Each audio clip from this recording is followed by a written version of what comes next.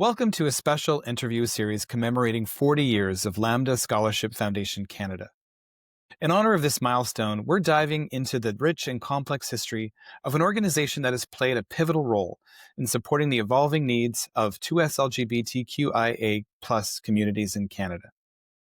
Through candid conversations with some of the key individuals who helped shape the organization, this project aims to preserve and present the stories that define Lambda's legacy. These interviews offer space for reflection, celebration, and insight, offering a vivid portrait of the Foundation's evolution and its ongoing commitment to advancing equity in academic research, financial support, and education. For this interview, I sat down with Hugh Nelson. Known for his long-standing commitment to equity and education, Hugh played a key role in the Foundation's early development and advocacy efforts. He is also the surviving partner of Gary Sealey, with whom he has shared a lifelong dedication to community service and social justice. Hugh continues to support Lambda through his generous donations and active participation in community events. All right, well, Hugh, thank you so much for joining me today. You are, one of the founders of Lambda. You started it with your partner, Gary. Together, you were together about 45 years. I believe you two met in 1974, many years before Lambda started. But I want to talk first a bit about you and your growing, your youth. Can you tell me a little bit about your early days growing up and coming of age? Sure, Chris. 75 years ago, I was born and the world was changed. I was born just to a regular family, and being a boy, I couldn't have a Barbie. I could have a Midge, though. So that was a little telling. And so I grew up, let's see, I took ballet as a child and violin. And then when we moved to the suburbs, I was the token go-go dancer at our high school. So there were all kinds of arrows and things, but I guess the biggest arrow was that my mother, when I was 15, read my diary, and the cat was out of the bag, and there was a fair amount of, my father didn't know what to do, so he would throw me down the stairs. And he stopped that when I threw myself down. And then there was a whole time of sort of realization and maybe a little avoidance. But I was always very precocious. I had good friends. I worked very hard. And in my early 20s, I met someone in New York City. His name was John Hammond. His partner, Bruce Eves, actually still lives in Toronto. And so I was going to move to New York and live in a loft with him and swing out of bed on a rope. And it was very, very Peter Pan. And I was supposed to move there in January of 1975, maybe. And so at a Christmas party, 1974, at Charlie Hills, who was the curator of the Canadian collection for the National Gallery, he had a party on Cartier Street with 300 people. And I was standing by the fireplace, and this man was on his haunches down below the fireplace. And the first thing he said to me was, "Don't spill that beer on me." And I said, "I'm not going to spill the beer on you." And then somebody came up and hit my elbow, and I spilled the beer on it. And then we went back to his apartment and made love for the rest of the weekend. So I called up John in New York and said, "I'm sorry, I met somebody else and I'm not coming to live with you in New York." And John's last words to me were, "We're just hanging the stars from the ceiling of the loft for your party." Okay. And I went back to Gary and I said, "I'm going to be here Christmas and New Year's." And he said, "Well, that's nice. I'm going to BC to my family's." So it was a bit of a start, but I think we were destined for each other. At that time, he had just taken on the role of Director of Education and Visitor Services for the National Parks. Prior to that, he was the first historian hired by the Ontario Parks to put the history to the parks. So a very exciting time for him. And I was working in developmental services, so I was a pretty busy guy too. And so let me see where we can go with this. In the 1980, we bought a house in Hull. We bought the Tiber House, which a restaurant owner had built. And in order to see the river, he had built a stone wall Then he built a hill. Then he built the stone and brick house. So it sat right in the middle of downtown Hull, two streets, surrounded by two streets. We put a hedge in, and I always remember thinking that, oh, well, the neighbors can't see what's going on because we have a hedge. And then when I looked at the pictures that I got back afterwards, there were the neighbors, and you could see right through the hedge. Luckily, I think that time we were just painting windows or doing something, or there was always a party going on at that house. And that's back in about 1984. We had a party, a New Year's party for 100 people. And at that party, I passed around a calendar and got all their birthdays and their phone numbers. And so I would, for several years, call them afterwards. But we also asked, how can we get together? What are the things you'd like to do? And what came out of that was a lot of people said, oh, we'd really like to do sports. We were never allowed to do sports. Nobody ever picked us for a team, in public school or high school because of who we are and who we were. And so Gary went down the street the next week, and we rented the gym from the public school and started the very first volleyball club. And the first night there were 15 people. And the next night there were 45 people. And from there, it grew into right now, the volleyball club has something like 800 people involved. Okay. And they're incorporated. But so back then we started that. And then we expanded from that because that had a group of people that were willing to take it on, develop it. Those people went on to play in the gay games, to go to Amsterdam, do all these things. And then we went from there, and we did bicycle trips, and what that we joined was something called Igloo, which was the International Gay and Lesbian Outdoor Organization. And it was a loosely knit group, but it was all the regional and city organizations around North America would participate. And so we helped put on, and we attended jamborees in the summer and ski events in the winter. So it was always meeting, socializing, making people feel welcome, making new friends. At the same time, we also joined LGAY, which was the Lesbian and Gay Hospitality Exchange, which was set up by Garnet Colley in Montreal. And so we got to meet people from all over the world. And there was no charge to this. People just came and stayed with you. You could go and stay with them. Can I ask? Sorry to interrupt. Can I ask though? So this was under the umbrella of Club Moustache. Is that kind of the name that you had created for this social group? That's right. Gary came up with the name, but it was kind of exclusionary for women, not all women, but women generally. And so it changed when the next executive took over. It went from Club Moustache to being what was called Time Out, Temps Libre. And but it continued for numbers of years. Out of that came the Ottawa Otter swim team and their competitions, the baseball, hockey. Okay. I think the front runners, there were rollerblade, it just people really picked up on it and wanted to do it. Again, we're talking about a time when LGBTQ was flourishing, was building. People were not afraid anymore. I'll backtrack. When I was 20, I was thrown in a car, and two of us were thrown in a car, and they were going to drive us out of town and beat us up and maybe kill us, and I had a terrible time with that because I got out. My friend Ronnie started screaming, and these guys that thought they were so macho went, "Why is he screaming?" And I said, "He goes crazy when he gets hit." And Ronnie literally threw himself into the front seat of the car, took and put the car in park, took the keys, and still screaming, we ran out and down Laurier Street into a bar and into the manager's office. And the bouncer came 10 minutes later and took us out because they had chased us right in there. And I looked up the street, and there were the guys sitting on a porch. Their car was there, and they were just watching, and there was a policeman and a taxi. And I said, "Those are the guys," and I'm covered in blood, and those are the guys that beat us up. The policeman said to us, "Get in the taxi and go back to where you belong." Okay. And in reality, we didn't belong anywhere, because we were just starting to come out of the closet. And this is Ottawa. This is downtown Ottawa. Yeah. That was Hull, but sorry, Hull.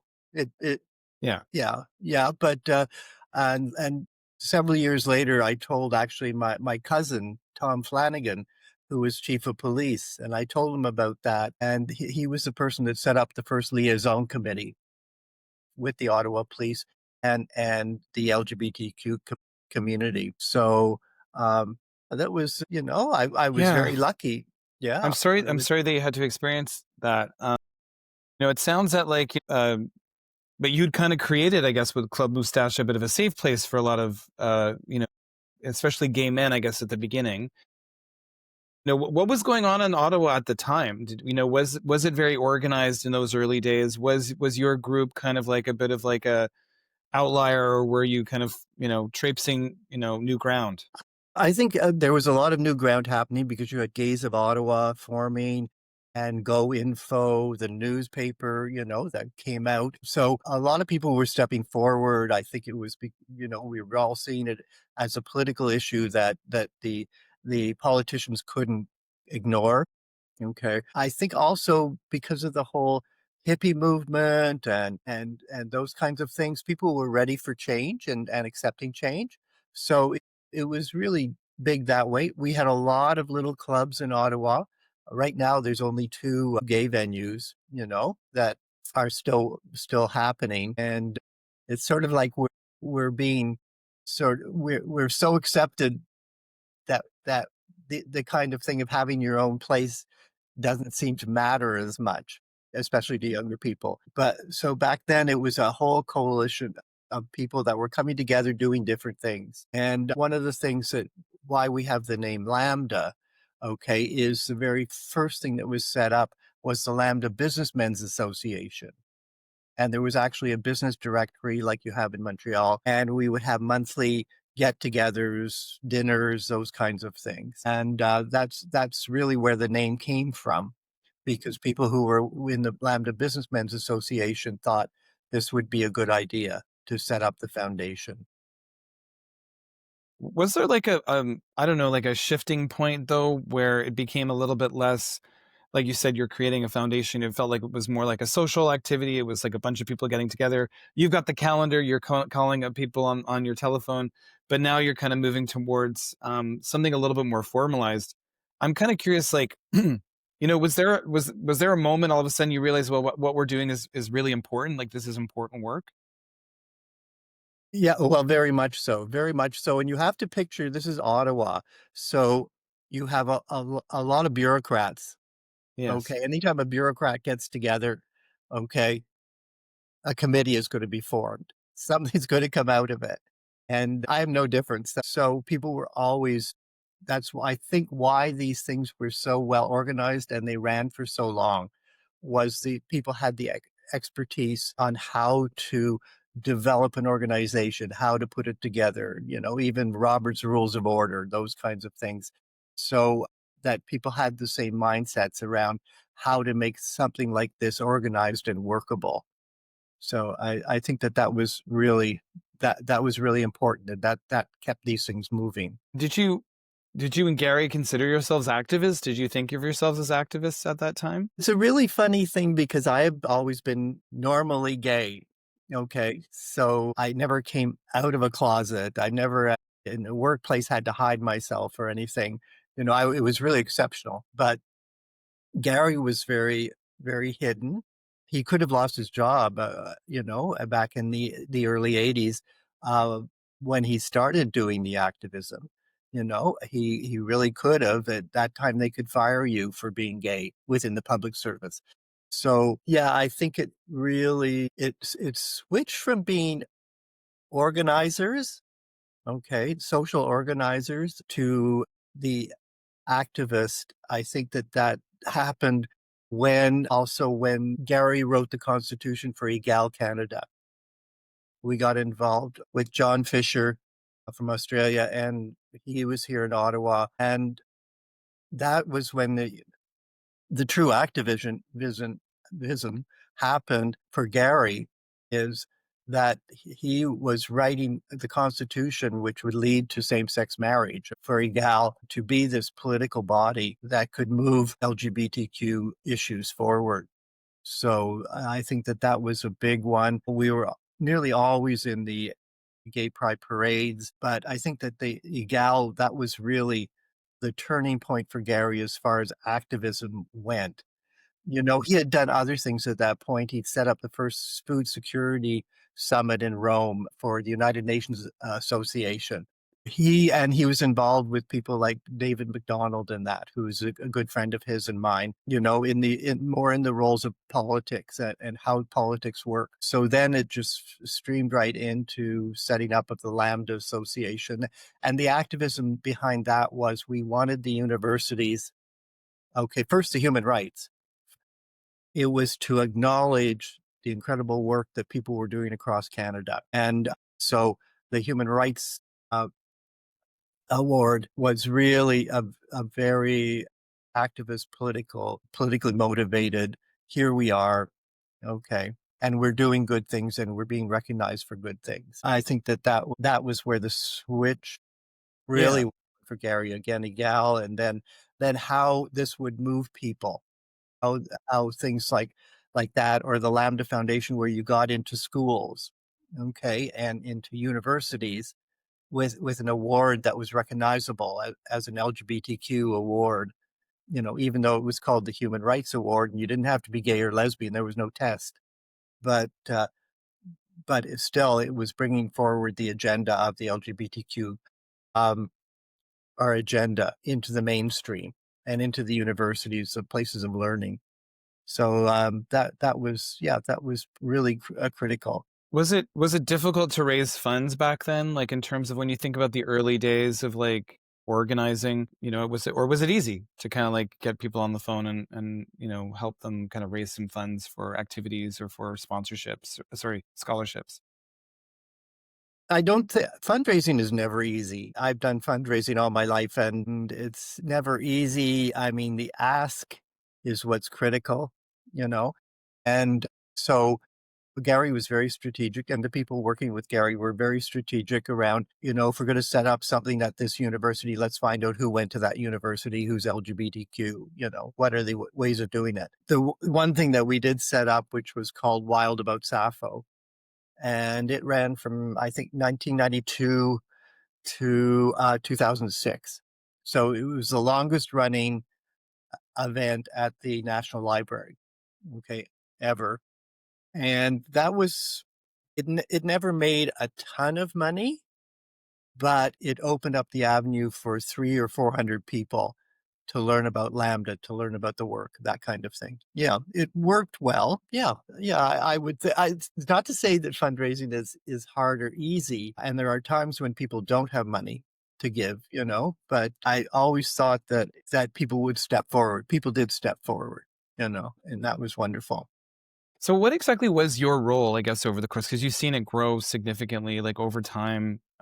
What exactly did you do, like on the day to day or the month to month, to kind of support Lambda, especially in those early days? I think I was treasurer, and I was secretary.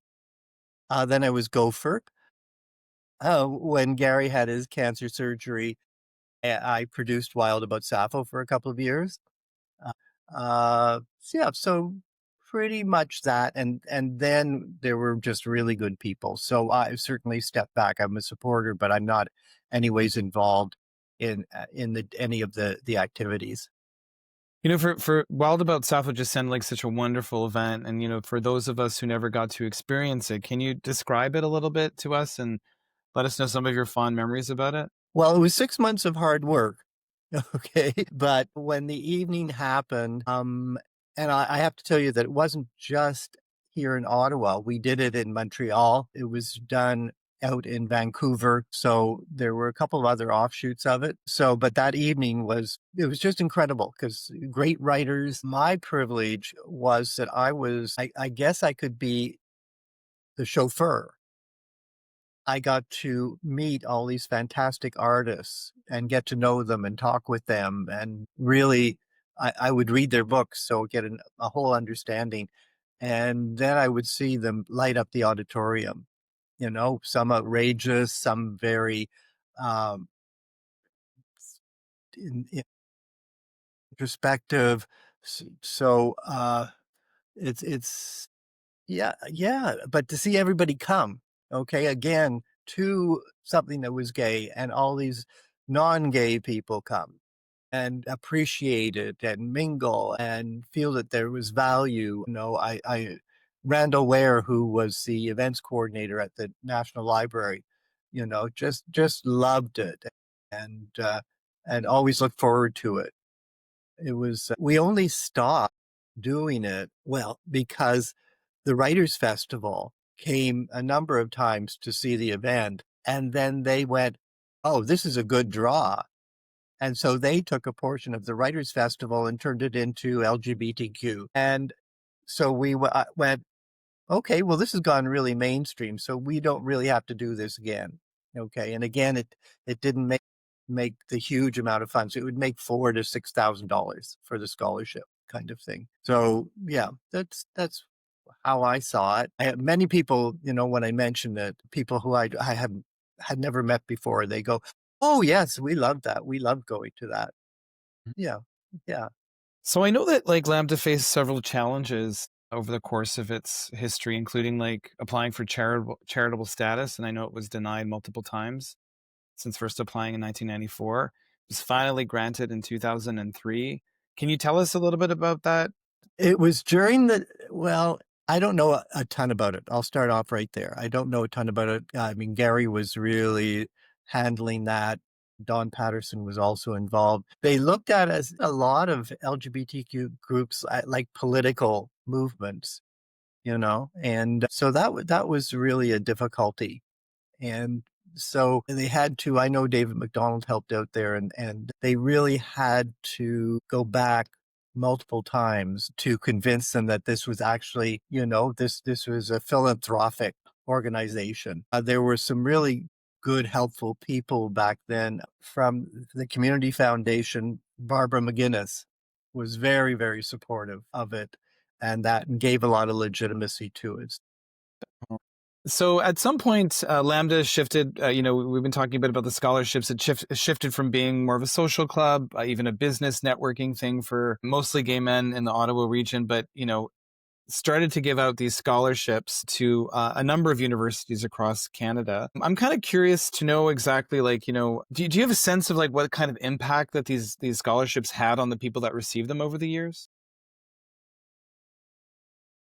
I don't have any knowledge over a long, long term. I do know that one of the things we did here in Ottawa was that we made sure that the people came and talked at Wild About Sappho about what the experience was for them and what we had done for them. And it was really always very moving. Barbara Freeman may know more about what happened over the longer term because she was involved academically at Carleton around that. So I I didn't we didn't follow up. Gary went on after 2006. He went on to be the president of Servas International, and Servas International was peace through tourism. So he had 17,000 hosts around the world that opened their doors for anybody. So that was a much broader spectrum of advocacy that he was doing. So again, we stayed friends with people, but we weren't actively involved in it. Okay.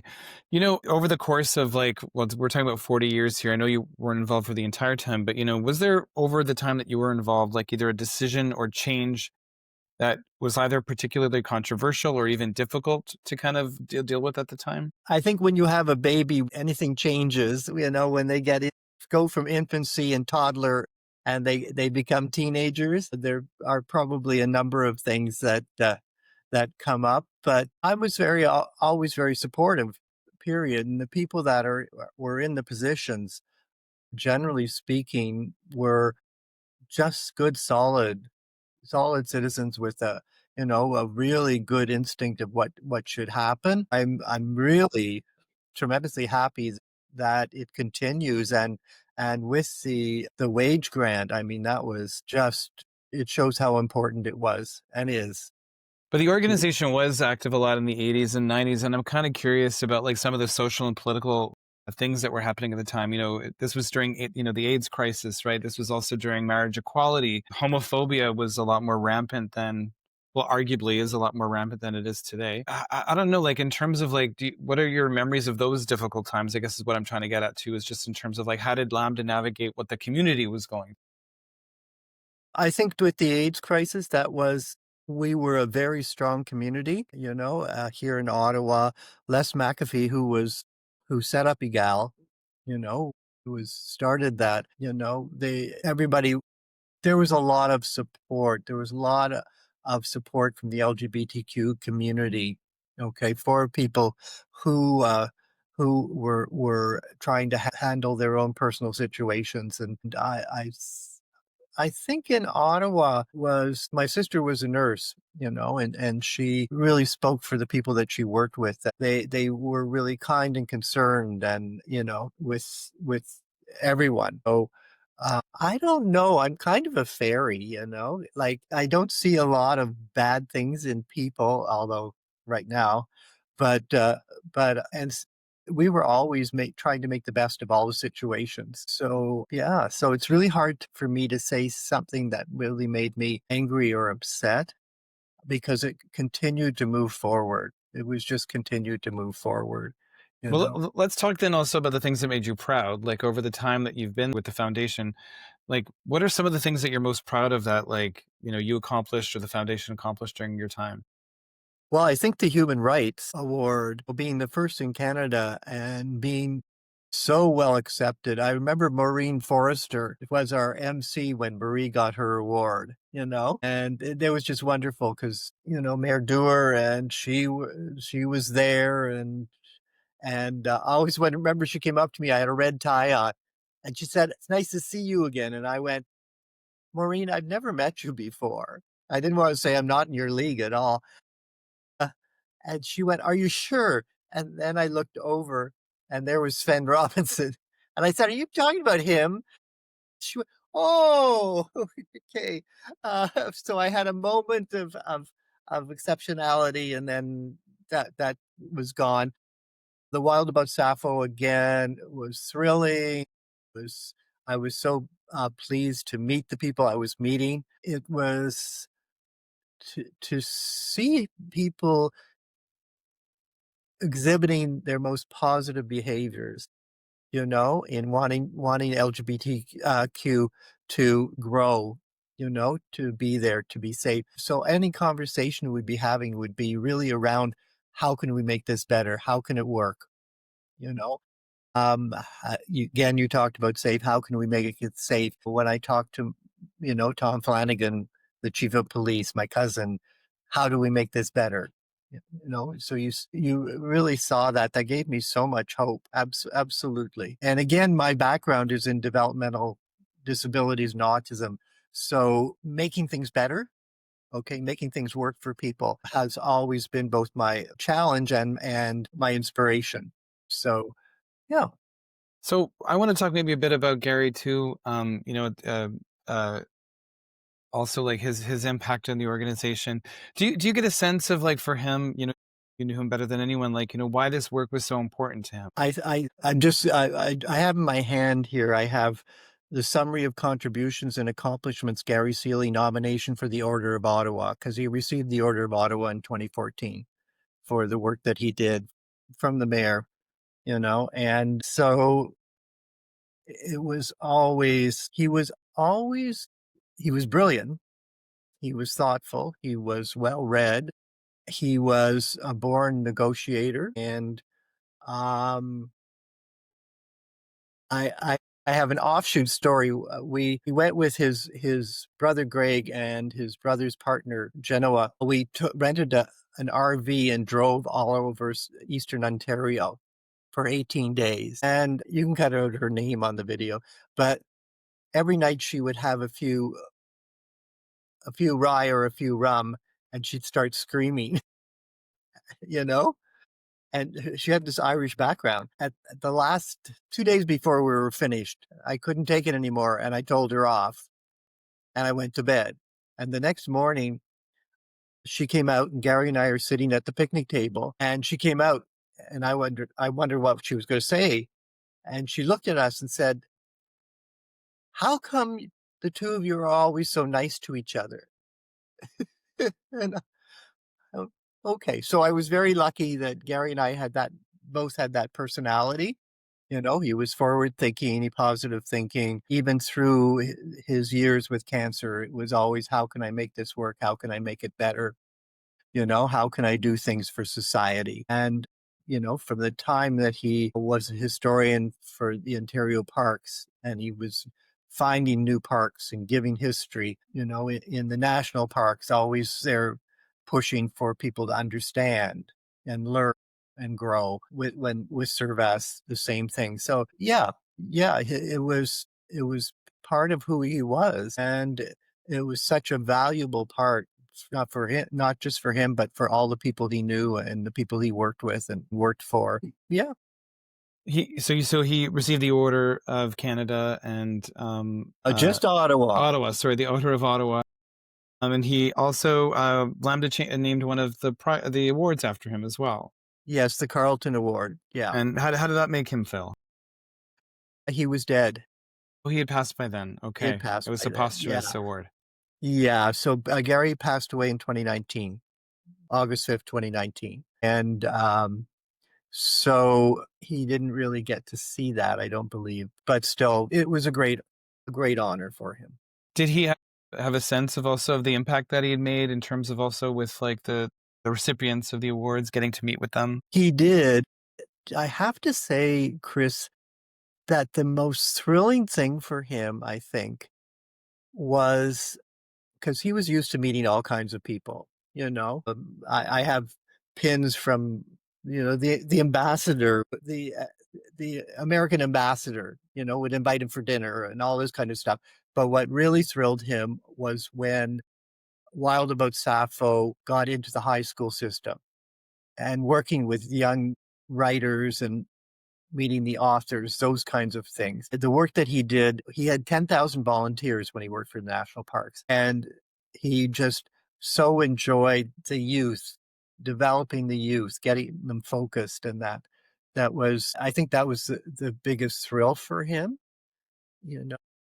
Lambda continues on. It has a new president. There are talks to bring Wild About Sappho back, and the awards continue to be given out. I'm curious, like, what do you have any kind of hopes for the future for the foundation? How would you like to see it maybe continue or grow?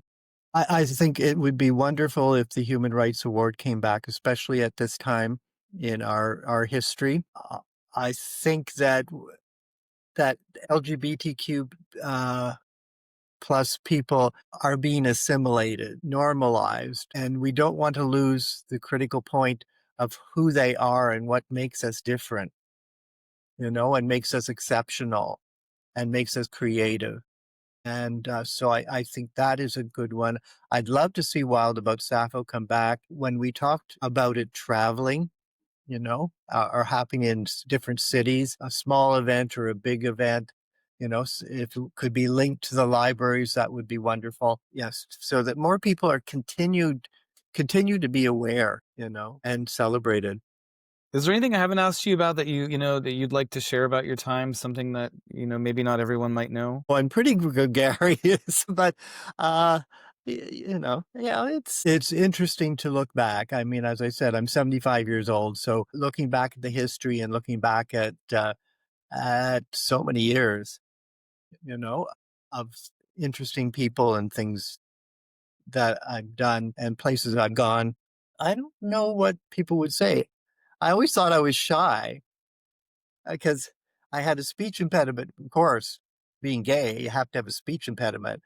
When I was in grade 2 and couldn't pronounce S's and H's, and my sister's name's Sue, and of course my name's Hugh, so it was you and you. And my grade 2 teacher made me stand in front of the class and read out loud, and they would laugh at me. And so I was always traumatized by that a little bit about public speaking, things like that. And yet through my career, I've had to do a lot of public speaking. So that part's interesting, but I don't know if there's anything. That's fine. That's Yeah, I fine. don't have a deep dark secret. Okay. I do drink. I like martinis. As do I. Well, thank you so much, Hugh. I really do appreciate you taking the time to chat with us and share your memories. We hope that these stories inspire and deepen your understanding of Lambda Scholarship Foundation's legacy and enduring impact. If you enjoyed this conversation, don't miss the other interviews we've posted as part of the Lambda Scholarship Foundation Canada's 40th anniversary project. There are plenty more inspiring videos and stories to discover. So thank you. Thank you, Hugh. Thank you, Chris. I will look forward to seeing them.